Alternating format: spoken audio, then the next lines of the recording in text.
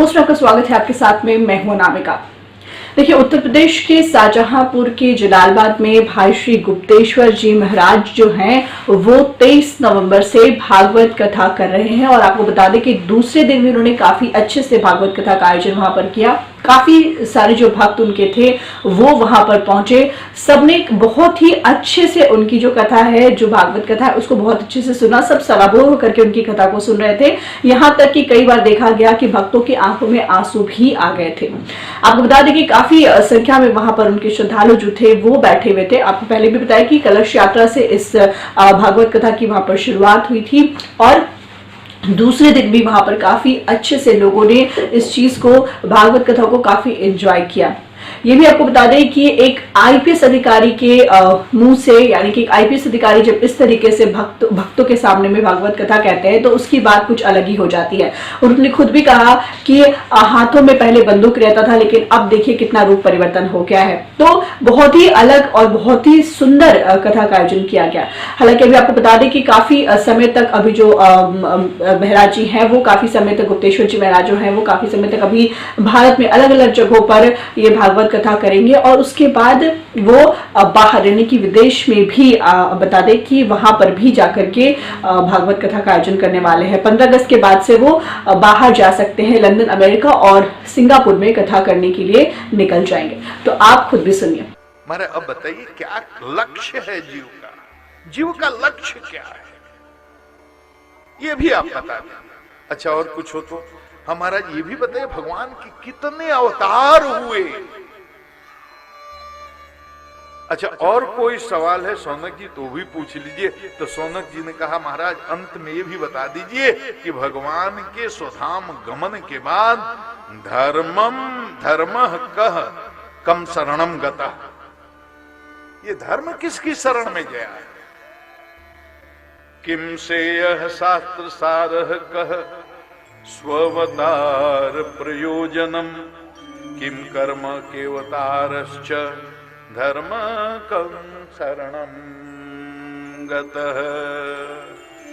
ये 6 सवाल पूछे। इसी 6 सवाल के उत्तर में पूरी भागवत की कथा है।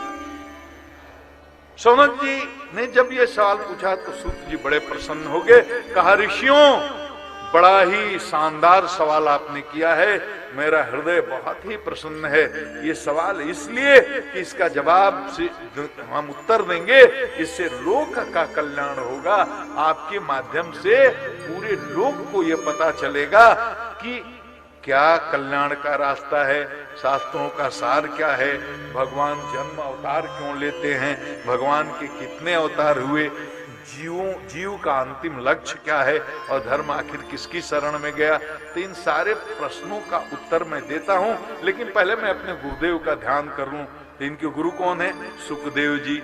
सुखदेव जी से इन्होंने जब परीक्षित को कथा सुना रहे सुखदेव जी, वहां सूत जी भी थे, तो सुखदेव जी इनके गुरु हैं। तो ये सुखदेव जी का ध्यान कर रहे हैं। जम प्रव्रजंतम अनुपेतम पेत कृत्यम, द्वैपायनो विरह कातुर आजुहावो, पुत्रेति तन्मयतया तरवोभिनेदु, सर्वभूत हृदयम मुनिमानतोस्मि। अब देखो, किड सरेंडर। तुम ही हो माता पिता, तुम ही हो बंधु सखा, तुम्ही हो माता पिता, तुम्ही हो माता पिता, तुम्ही हो बंधु सखा, तुम्ही हो माता पिता, तुम्ही हो बंधु सखा, तुम्ही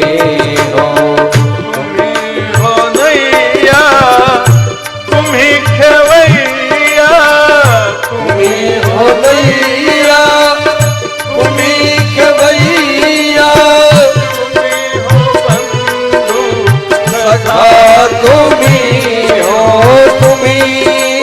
बंधु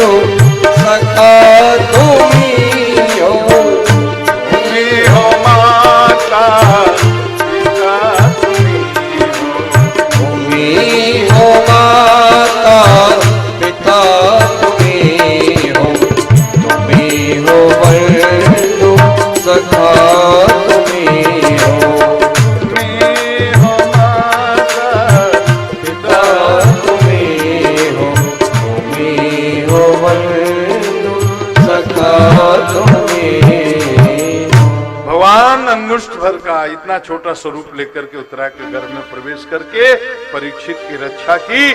परीक्षित ने गर्भ में ही अपनी नन्ही नन्ही आंखों से भगवान को देखा और भगवान का वो मोहक स्वरूप उनके चित्त में चिपक गया।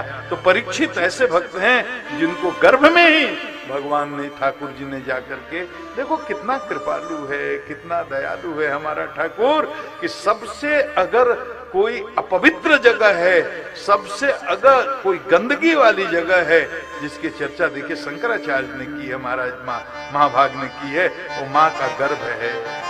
और माँ के गर्भ में प्रवेश करके ठाकुर ने परीक्षित का कल्याण किया है, इससे बड़ा क्या। और उसके बाद और यही है,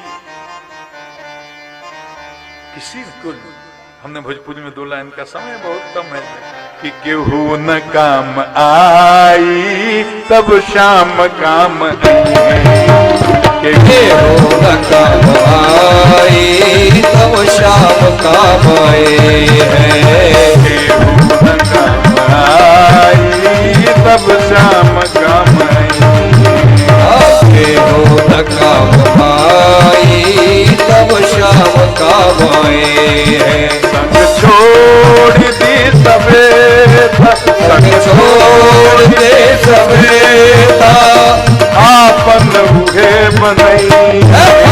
केहू न काम आई तब शाम काम आए हैं। केहू न काम